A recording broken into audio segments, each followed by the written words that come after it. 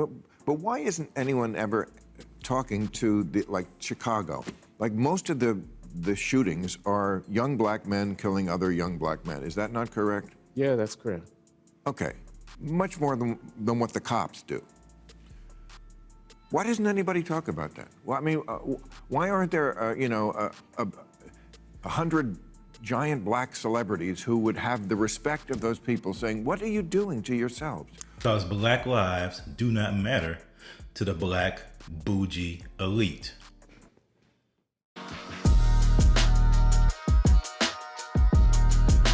So Bill Maher said the quiet part out loud. He's asked a question that a lot of black people have been asking the question behind closed doors, but too afraid to say it publicly. Well, I'm going to say it publicly. Why aren't there black celebrities, black pastors, black so-called leaders who are speaking out about the violence that is taking place in the black community? That in New York, a third of all the shoplifting cases are by 327 people in a city of 8 million because they keep getting returned to the streets, which has to be terrible for the morale of the cops, that they keep arresting people and the same people. It's Groundhog Day for them. I mean, I know we have problems with the cops. I've certainly not been shy about talking about them on this show, but I don't understand how we're going to get this situation under control unless they feel like what they do has some meaning as opposed to just a turnstile. Yeah, my friend Danny, I would call to his attention that that's policy too. Whether or not the DA brings charges, whether or not there are enough cops on the street who feel free to be able to do their jobs is also policy. So. But when you're talking about that policy in the larger frame of the prison industrial complex, it seems to be that the high incarceration rates are what you would want to attack at first before you start talking about cop morality. That I think that the whole structure is the issue as opposed to the individual level of the police officer. It's shooter morality that I want to talk about, but. Yeah, but then the question is the cause. So there's the obvious cause of the individual pathology. But then if you're looking at it in the context of a larger structure, I think that the conversation to have is first and foremost about the structure as opposed to the individual criminal.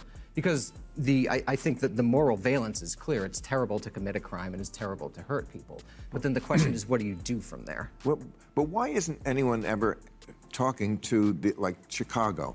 Like most of the shootings are young black men killing other young black men. Is that not correct? Yeah, that's correct.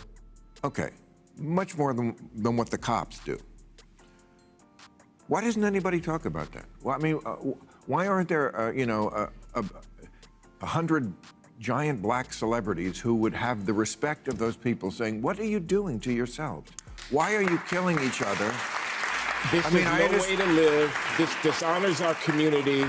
Come on. We're better than this. Right. I feel like it's never addressed.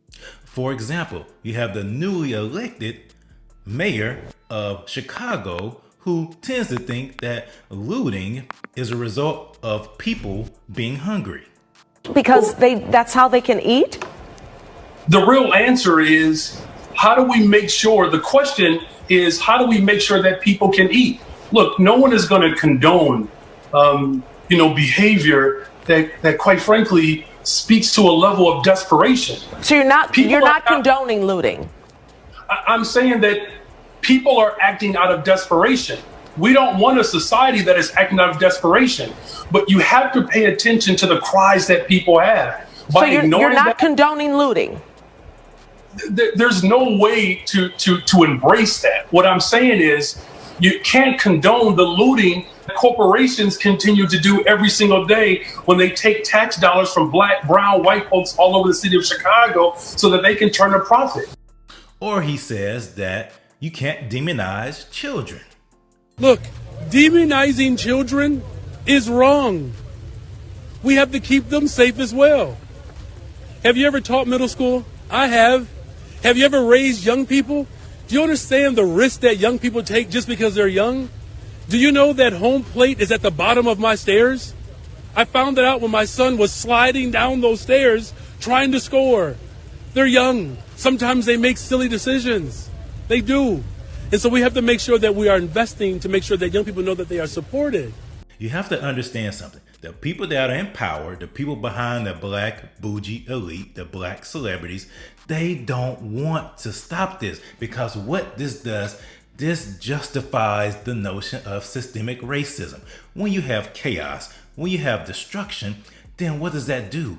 That empowers the people who are currently in power, because they have to come in and fix so-called the situation. Even though they don't fix it, they make it worse. They exacerbate it, because that is all intentional. They don't want to fix it because it benefits them.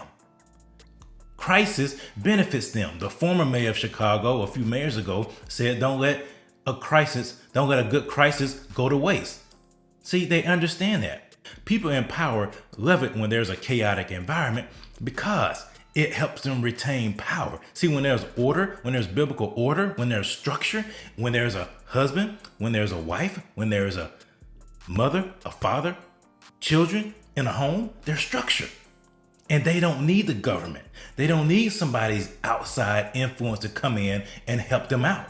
But when there's no father, when the home is broken up, who has to come in and save the day? The government. Who has to come in and save the day? So-called celebrities, so-called leaders. They have to come in, swoop into a community, and be the heroes.